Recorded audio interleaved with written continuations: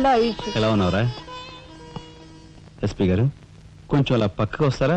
మనం ప్రైవేట్గా మాట్లాడుకుందాం. Why not? షూర్, పదబాబు.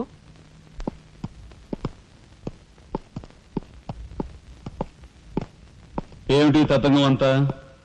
అదేమిటి బాబు, ఆ మాత్రం తెలీదా? నిశ్చితార్థం. పోలీసు వై ఉండి హంతకులతో చేతులు కలిపే నీలాంటి వాడితో వెయ్యం అంటే మా ఇంట్లో మనుషులే కాదు, కుక్క కూడా నేను 10 ఆమళ్ల దూరంలో ఉంచుతుంది.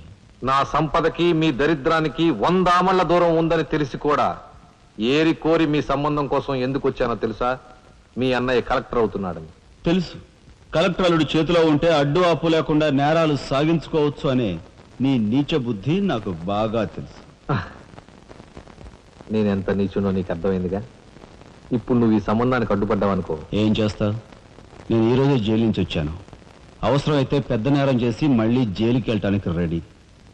చూడు బాబు, ఎవరైనా కలెక్టర్ అయ్యే ముందు అతని ఫ్యామిలీ బ్యాక్గ్రౌండ్ గురించి ఎంక్వైరీ చేసి పోలీస్ రిపోర్ట్ పంపాలి. చూడు, ఇది మీ అన్నయ్య గురించి ఎంక్వైరీ చేసి నన్ను రిపోర్ట్ పంపమని గవర్నమెంట్ నాకు రాసిన లెటర్.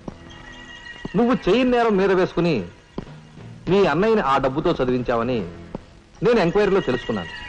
మీది చాగమూర్తుల ఫ్యామిలీ అని రాశాననుకో, మీ అన్నయ్య కలెక్టర్ అవుతాడు. కాదు నేరస్తుల ఫ్యామిలీ అని రాశాననుకో, బిల్ కలెక్టర్ కూడా కాడు.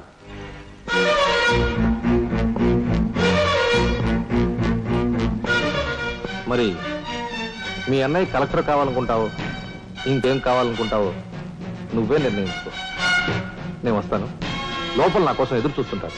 బాయ్.